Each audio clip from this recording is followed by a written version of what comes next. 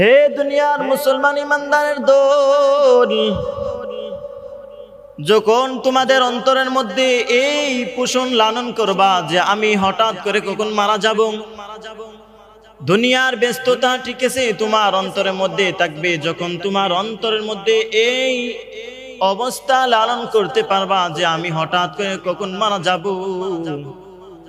সর্বদা আমার প্রস্তুতি নেওয়ার প্রয়োজন, তাহলে তোমার আখিরাতটা এত সুন্দর হবে। যখন তুমি মারা যাওয়ার পরে তোমার আমলনামা তোমার সামনে দেওয়া হবে, ওই দিন যদি তোমার আমলনামা তোমার বাম হাতে দেওয়া হয়, সেই দিন তুমি আফসোস করে বলবা, হায় যদি আমাকে দুনিয়ার মধ্যে পাঠানোই না হতো তাহলে তো আমার এই অবস্থা। আফসোস যদি আমরা দুনিয়ায় থাকতে ভালো কাজ করতাম তাহলে আজ আমাদের এই অবস্থা হতো না। আর যারা ডান হাতের মধ্যে আমলনামা পাবে তারা তাদের আমলনামা নিয়ে ছুটাছুটি করবে আর বলবে, দেখো এই দেখো আমার আমলনামা, এই দেখো আমার আমলনামা, আমার আমলনামা কত সুন্দর। এই জন্য আল্লাহ নবী বলেন, হে উম্মতের দল, তোমরা যখন তোমাদের অন্তরের মধ্যে সর্বদা মৃত্যুর কথা স্মরণ রাখবা, তাহলে তোমার ঈমান, তোমার আমল, তোমার আখলাক এত সুন্দর হবে, এত ভালো হবে যা তুমি কল্পনাও করতে পারবা না। মৃত্যুর পর যখন তোমাকে আমলনামা তোমার ডান হাতে দেওয়া হবে, তখন তুমি এই আমলনামাগুলো দেখবে আর বলবে, হায় আমি তো তখন যদি আরো ভালো কাজ করতাম তাহলে হয়তো আমার আমলনামা আরো সুন্দর হতো।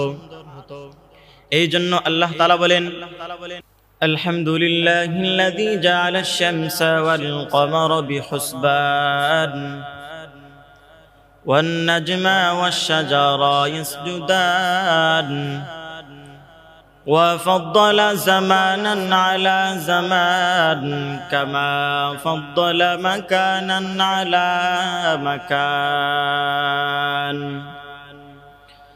وإنسانا على إنسان ونشهد أن لا إله إلا الله وحده لا شريك له ونشهد أن سيدنا وسندنا وحبيبنا وحبيب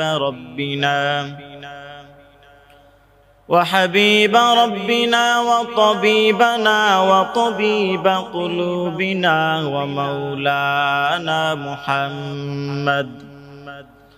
ومولانا محمدا عبده ورسوله أرسله الله تعالى بالحق بشيرا ونذيرا وداعيا إلى الله بإذنه وسراجا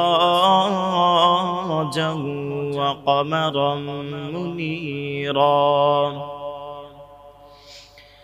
أما بعد فأعوذ بالله من الشيطان الرجيم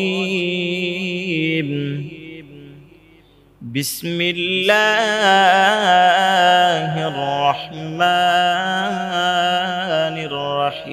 الرحيم كل نفس ذائقة الموت وإنما توفون أجوركم يوم القيامة فمن زحزح عن النار صدق الله مولانا العظيم وصدق رسوله النبي الكريم ونحن على ذلك من الشاهدين والشاكرين والذاكرين والحمد لله رب العالمين سبحانك لا علم لنا إلا ما علمتنا إنك أنت العليم الحكيم رب زدني علما رب زدني علما رب اشرح لي صدري ويسر لي أمري واحلل عقدة من لساني يفقهوا قولي. اللهم صل على محمد وعلى آل محمد كما صليت على إبراهيم وعلى آل إبراهيم إنك حميد مجيد. اللهم بارك على محمد وعلى آل محمد كما باركت على إبراهيم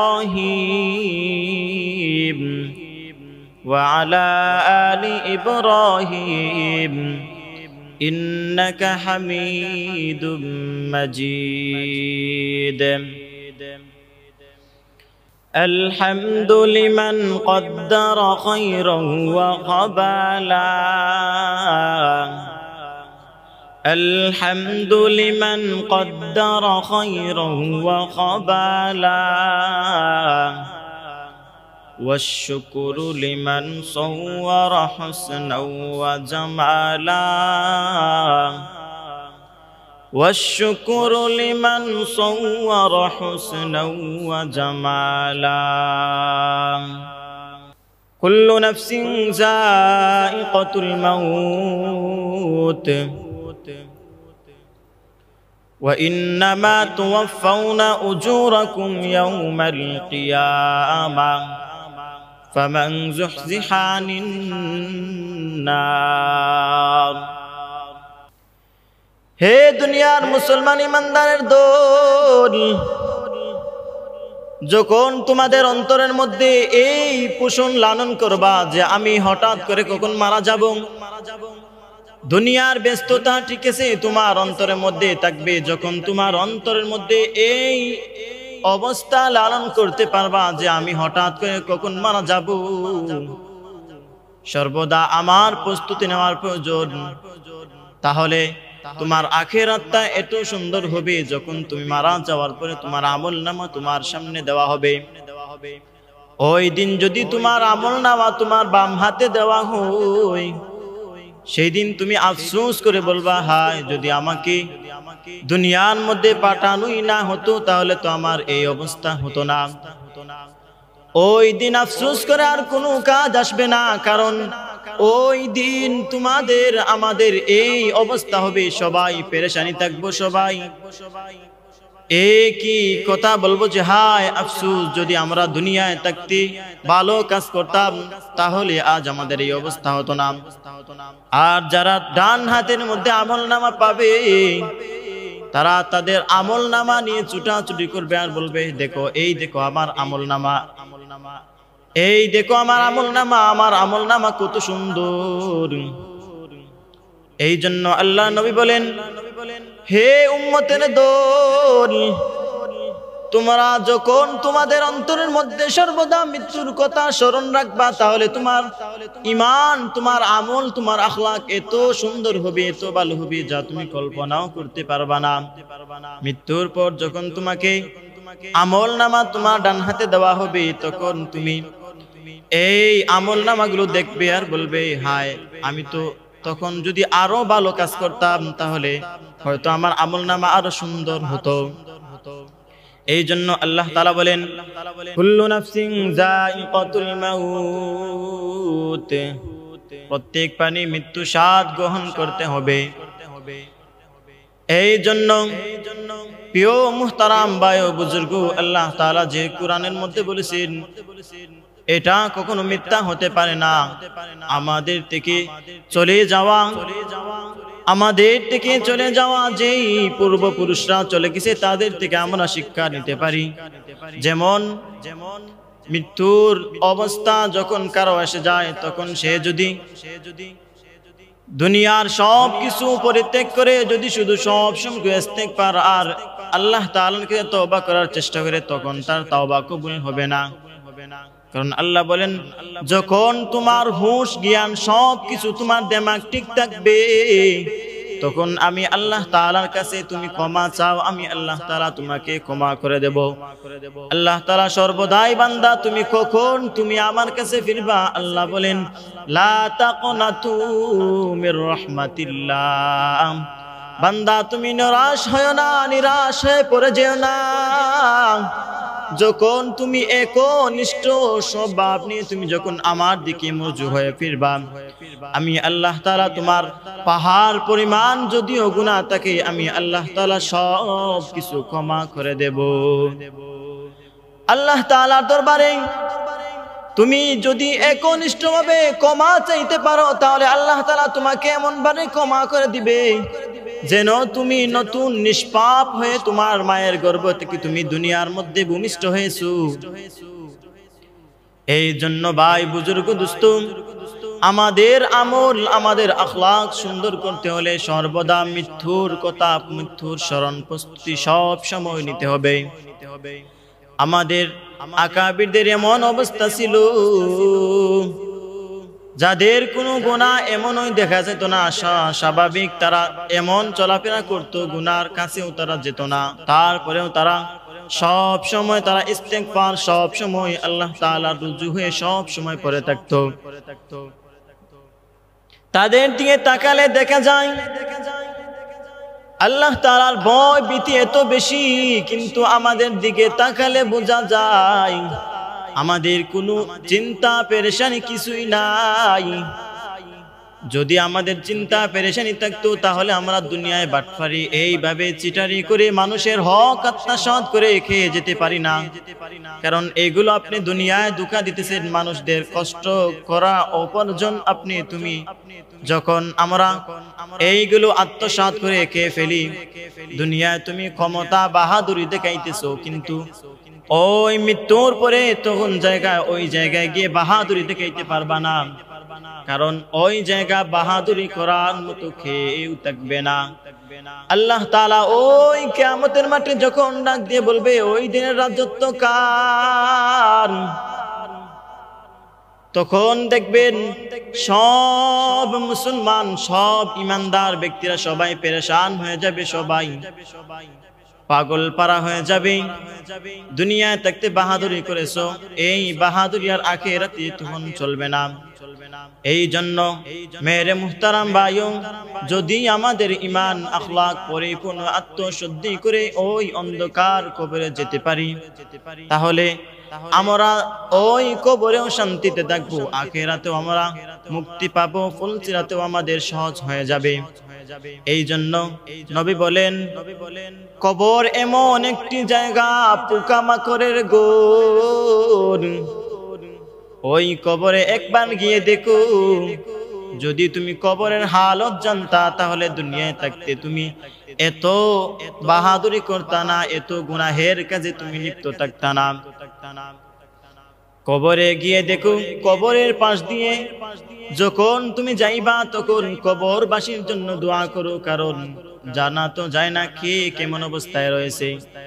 এই জন্য দেখা যায় গ্রাম অঞ্চলের মধ্যে যখন গরু কবরস্থানের মধ্যে দেখে দেওয়া হয়, অনেক সময় গরু অথবা অন্যান্য পশু যখন দেওয়া হয় তখন বিলাপ দিয়ে লাফ দিয়ে উঠে অন্য জায়গায় দৌড় দিয়ে চলে যায়। এই তাহলে বোঝা যায় এই কবরের আশেপাশে কোনো কবরের মধ্যে আযাব হইতেছে, কিন্তু আমরা তো জানি না কে কিভাবে ওই অন্ধকার কবরে রয়েছে। এই জন্য আল্লাহ তাআলা বলেন বান্দা তুমি যখন কবরের কথা স্মরণ করে করে তোমার জীবন চালাইবা, অন্ধকার কবরে যে আমি যেতে হবে, তখন তোমরা কখনো অন্যের মাল আত্মসাৎ করে খাইতে পারবা না, অন্যের মাল কখনো তুমি লুটপাট করে খাওয়ার জন্য প্রস্তুতিও গ্রহণ করতে পারবা না। তোমার অন্তরের মধ্যে একটাই বাসনা কামনা সব সময় পোষণ করবে যে আমি তো দিন শেষে একদিন কবরে চলে যাব, তখন আমাকে পাকড়াও করা হবে, তখন তো আমি আর ওই জায়গা থেকে ছাড় পাবো না। এই জন্য বলি মেরে মুহতারাম ভাইও, যখন আমরা এই কথাগুলো স্মরণ করে করে আমাদের জীবন জিন্দেগি চালাবো, তখন আমাদের জিন্দেগি ফুলের মতো হয়ে যাবে। দিন শেষে সবাই আমরা আল্লাহ তাআলার রাজি এবং খুশি করে ওই কবরে যেতে পারবো।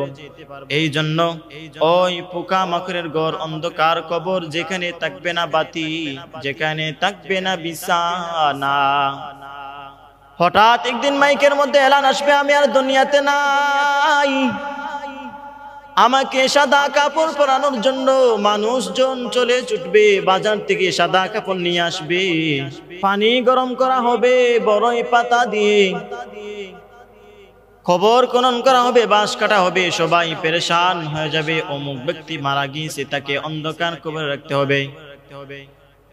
তোমাকে ওই ঘর থেকে বের করে দেওয়া হবে, আর ওই ঘরের মধ্যে রাখা হবে না, তোমাকে নাম ধরে ডাকা হবে না, লাশ বলে সম্বোধন করা হবে। তোমাকে তখন তোমার নাম চলে যাবে লাশ। দুনিয়ায় থাকতে তোমাকে সবাই সম্মান করত, হাজী সাহেব বলে ডাক দিত, অমুক ব্যক্তি বলে ডাক দিত, কিন্তু তখন তোমাকে লাশ বলে ডাক দিবে। কারণ এই জন্য ভাই আমাদের দুনিয়ার এমন ভাবে চলতে হবে যেন মুসাফির খানা, মুসাফিরের মতো দুনিয়ায় থাকতে হবে, যাতে ওই অন্ধকার কবরকে আমরা আলোকিত করে অন্ধকার কবরে যেতে পারি। আল্লাহ তাআলা আমাদের সকলকে এই অন্ধকার কবরে যাওয়ার জন্য বেশি বেশি করে নেক আমল করার তৌফিক দান করে দেন, আমিন। ওয়া আখির দাওয়ানা আনিল হামদুলিল্লাহি রাব্বিল আলামিন।